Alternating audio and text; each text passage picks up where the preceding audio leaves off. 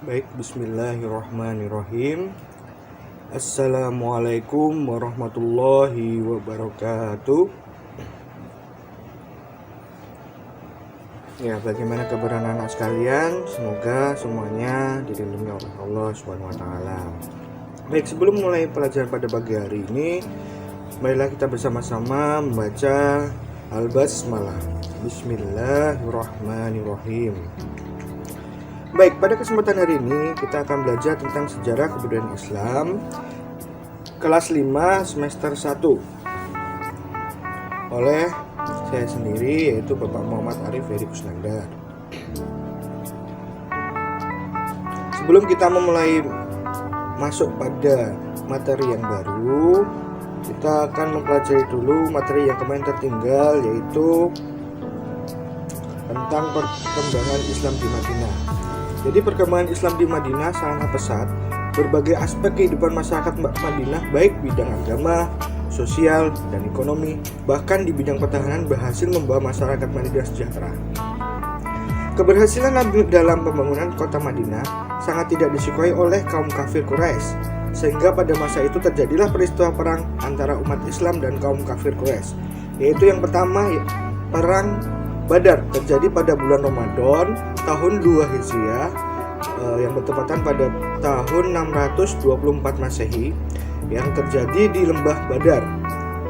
Jumlah tentara Islam berjumlah 314 orang yang dipimpin oleh Nabi sendiri, dan dari tentara kafir berjumlah 1000 orang yang dipimpin oleh Abu Jahal. Peperangan ini dimenangkan oleh kaum muslimin. Nah, pada perang Badar ini, pemimpin dari kaum kafir Quraisy, yaitu Abu Jahal, ikut tewas dalam perang. Bahkan Abu Lahab mendengar kekalahan tentara kafir menjadi sakit dan meninggal dunia. Yang kedua yaitu perang Uhud, terjadi pada tahun ketiga, jadi setahun setelah perang Badar, yang bertepatan pada tahun 625 Masehi di Bukit Uhud. Jadi perang Uhud diambil dari nama tempat, yaitu Bukit Uhud. Jadi tentara Islam berjumlah 700 orang yang dipimpin oleh Nabi sendiri, dan dari tentara kafir berjumlah 3000 orang yang dipimpin oleh Khalid bin Walid. Peperangan ini dimenangkan oleh kaum kafir dikarenakan pengunduran diri pimpinan kaum munafik Abdullah bin Ubay beserta pengikutnya. Jadi berjumlah 300 orang. Baik, selanjutnya ada perang Khandaq yang terjadi pada bulan Syawal tahun 5 Hijriah atau bertepatan pada 627 Masehi. Jadi Khandaq di sini berarti parit. Disebut perang Khandaq karena sahabat Salman Al-Farisi mengusulkan kepada Rasulullah SAW agar membuat parit mengelilingi kota Madinah untuk menahan serangan kaum kafir Quraisy. Jadi tentara Islam di sini berjumlah 3000 orang dipimpin oleh Nabi, dan tentara kafir berjumlah 10.000 orang. Jadi bahkan tiga kali lipat lebih. Jadi di sini kaum kafir dipimpin oleh Abu Sufyan bin Harb dan dimenangkan oleh kaum muslimin. Perang ini juga bisa dikatakan perang Ahzab atau perang gabungan karena terdiri dari beberapa golongan yang memihak kaum kafir Quraisy.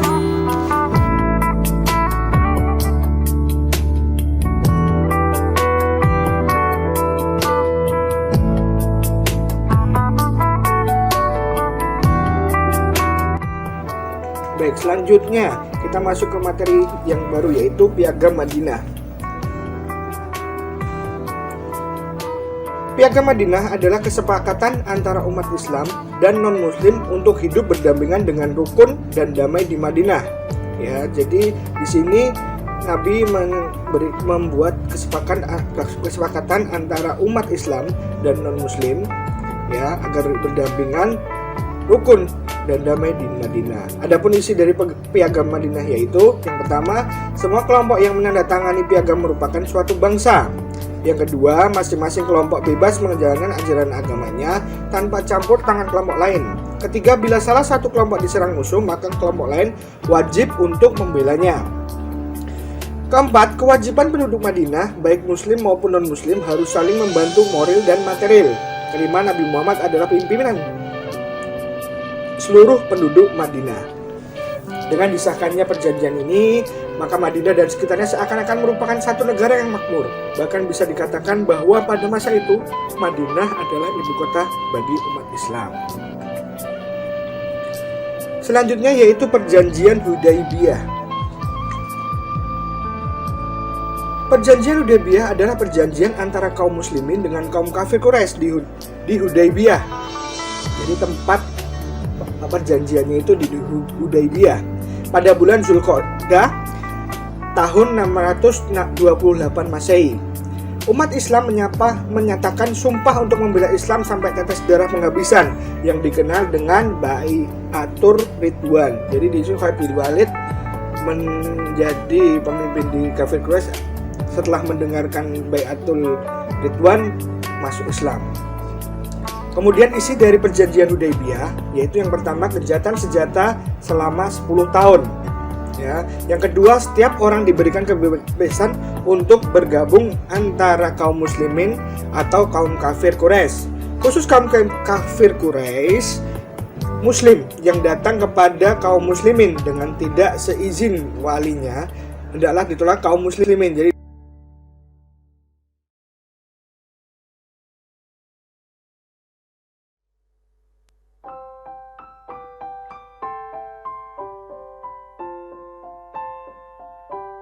ketiga, tahun depan kaum muslimin saat haji paling lama 3 hari. Jadi paling lama untuk menetap di Mekah itu selama 3 hari dan tidak boleh membawa senjata. Setelah disepakatinya perjanjian Hudaybiyah, Rasulullah SAW mempunyai kebebasan menjalin komunikasi dengan raja-raja di Jazirah Arab. Kesempatan ini dimanfaatkan oleh Rasulullah dengan mengirim utusan ke raja-raja non-muslim di Arab maupun sekitarnya seperti Raja Habasyah atau nama Raja Najasyi, Raja Ghassan, Raja Kaisar Romawi atau Kaisar Heraklius, yaitu Kaisar Persia dan Gubernur Mesir atau Muqawqis. Dari beberapa raja-raja yang dikirimi oleh Nabi, ada pun beberapa sikap dari masing-masing raja tersebut.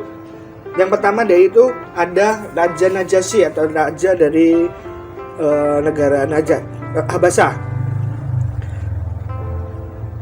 Raja Najasyi menerima surat Nabi dengan lapang dada dan membalas surat Nabi disertai pernyataan keislamannya. Jadi Raja Najasyi di sini menerima panggilan dari Nabi dengan lapang dada dengan membalas surat Nabi disertai pernyataan keislamannya. Yang kedua ada Kaisar Heraklius dan Raja Mesir Muqawqis. Jadi menolak secara halus, bahkan menolak secara halus ya. Jadi tidak menerima ajakan untuk masuk Islam, tetapi dengan cara halus. Bahkan Raja Mesir yaitu Muqawqis memberikan hadiah kepada Rasulullah SAW. Adapun yang terakhir yaitu Raja Ghassan menolak secara kasar dan keji, bahkan dia membunuh utusan Nabi yaitu Haris bin Umair serta merobek-robek surat dari Rasulullah SAW. Atas perilaku Raja Ghassan terjadilah perang Mut'ah. Jadi nanti kita akan bahas tentang perang Mut'ah. Selain mengirim surat ke berbagai raja non-muslim, Rasulullah juga menertibkan golongan Yahudi di Madinah yang berkhianat dan menjadi musuh dalam selimut. Bahkan kaum Yahudi sudah 3 kali berkhianat. Dengan itu akhirnya Nabi mengepung pertahanan Yahudi di kota Khaybar pada tahun 7 Hijriah dan mengadakan perjanjian antara kaum Yahudi dan Nabi dengan isi mereka harus menyetor separuh dari hasil tanaman dan buah-buahan mereka kepada kaum muslimin sebagai jaminan agar mereka tidak berkhianat. Selanjutnya kita akan masuk ke perang Mut'ah.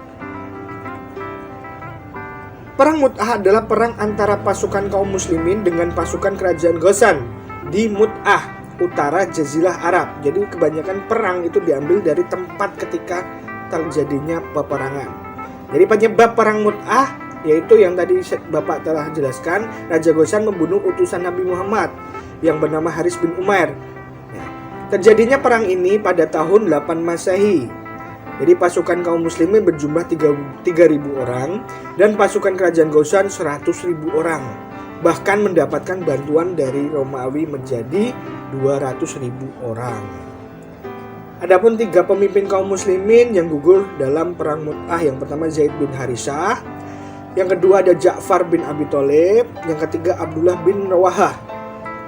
Jadi setelah ketiga pemimpin kaum muslim gugur itu, kepemimpinan dipegang oleh Khalid bin Walid yang tadinya asal mulai dari kafir Quraisy yang masuk Islam. Kemudian Khalid bin Walid menarik pasukan muslim kembali ke Madinah. Baik, sekian.